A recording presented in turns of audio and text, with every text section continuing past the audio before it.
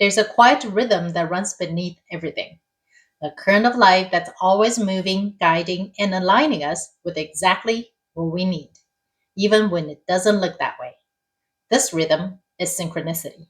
It's the unseen harmony between your soul's timing and the universe's unfolding.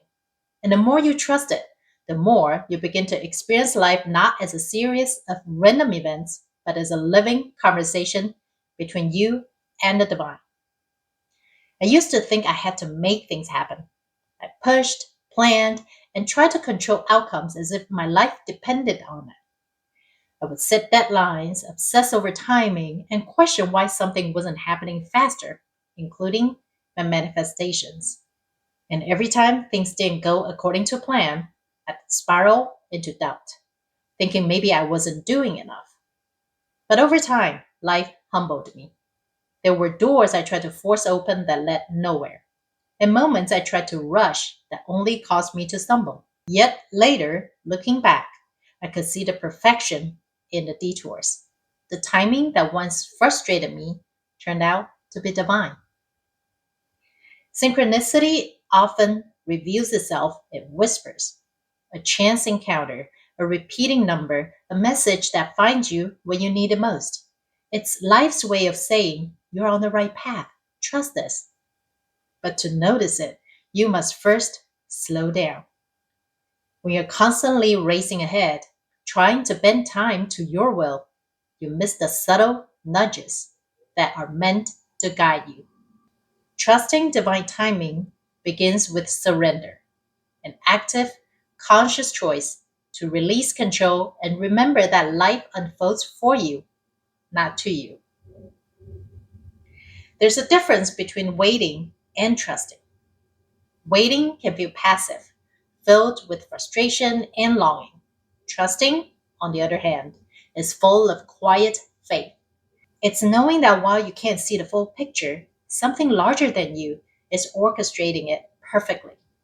When you live from that space, you stop chasing alignment and start living it. I remember a time when I wanted something deeply, a new direction, a new opportunity. I did all the right things, yet nothing seemed to move. I questioned everything, my intuition, my timing, even my worth. But during that still period, I was being prepared. There were lessons I hadn't integrated yet, parts of myself that needed to soften, expand, or heal. And when the opportunity finally arrived, I realized that had it come sooner, I wouldn't have been ready. And this has happened in all areas of my life, my career, my relationships, even my spiritual growth. Have you ever read a book, didn't think much of it, and then years later, when you reread it, you had this huge aha moment that completely changed your perspective or even your life? Divine timing wasn't late, it was loving. The universe doesn't operate on our schedules, it operates on resonance. And remember when I was pregnant, there was a sign all over my hospital that I absolutely loved. It said something like, "We run on baby schedules." Yes, we might have an appointment, but you can't rush an unborn baby, right? When your energy aligns with what you desire, the pathways open naturally. Synchronicity is simply the language of that resonance. It's how the divine whispers, now. When you trust this, you no longer fear the pauses. You begin to understand that the in between is sacred space, the cocoon between becoming and being. Living in synchronicity means you move through life with awareness and wonder. You notice patterns, you listen to your intuition, you allow yourself to be guided, even when logic can't explain why. It's a dance between effort and ease, between showing up and letting go. You still take inspired action, but you no longer act out of fear. Instead, you act from alignment, trusting that when you move with the flow of life rather than against it, everything arrives right on time. It's easy to trust timing when things go your way, right? The real test is when life seems to stall, when doors close, silence lingers, or the path disappears into fog. In those moments, The mind screams for answers, but the heart already knows. This too is part of the unfolding. Sometimes the pause isn't punishment, it's protection. Sometimes the delay isn't rejection, it's redirection. When something doesn't happen right away, it's often because something greater is being arranged behind the scenes.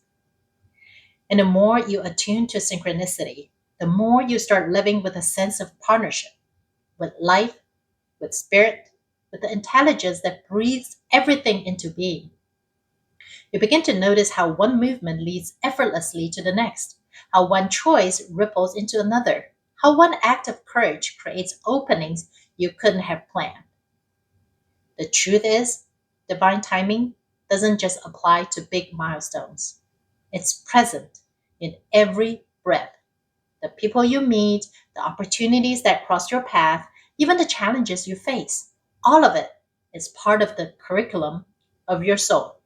You came here not to control time, but to remember how to flow with it. Okay, I know from a higher dimensional perspective, time really doesn't exist, but we will leave that out of this video. There's a simple way to practice living in synchronicity. Stay present. The moment you step into should, you disconnect from what is. The mind races into timelines, past regrets, future anxieties, etc. But the heart only exists in now. Every moment you return to presence, you realign with divine timing. Because in truth, there is no such thing as being late or early. You're always exactly where you need to be. You might not always understand the unfolding, but that's the point. Faith is not built through certainty, it's built through surrender. Every time you let go of the need to know how or when, you strengthen your trust in the divine order of things. You stop micromanaging the universe and start participating in its rhythm. And that rhythm, once you tune into it, becomes unmistakable. Synchronicity also deepens as your vibration rises. When you live with an open heart, your frequency matches the flow of love. And love is the energy that aligns all things. You begin to attract what reflects your state of being, not just what you wish for. The more you embody peace, gratitude, and authenticity, the more life mirrors that harmony back to you. That's why sometimes the best action you can take is to nurture your inner alignment. I've been talking about the balance of being and doing in several of my videos, but from an energy perspective, being and doing truly are the same thing. I've learned to see signs not as magical coincidences, but as mirrors of resonance and as reminders from the universe. The feather on your path, the song that plays at the perfect moment, the friend who calls right when you think of them, or even your social media algorithm, as one of you commented about one of my videos the other day. These are reminders that you're not walking alone. The universe is in constant conversation with you, but to hear it, you must listen with your heart, not your mind. Living in synchronicity also means trusting divine timing in others' lives too. When you lead, love, or support others, it can be tempting to want them to awaken, heal, or change at your pace. But every soul unfolds according to its own rhythm. Just as flowers don't bloom all at once, each person has their moment. One of my favorite stories is from just a few months ago. A friend recommended a book to me, and while I was searching for it on Amazon, I was drawn to another book with a similar title. So I ended up buying that one instead. Funny enough, both my friend and I had our own spiritual breakthroughs with the books that were pushed to us. And the best part is, neither of us connected with the other book the same way.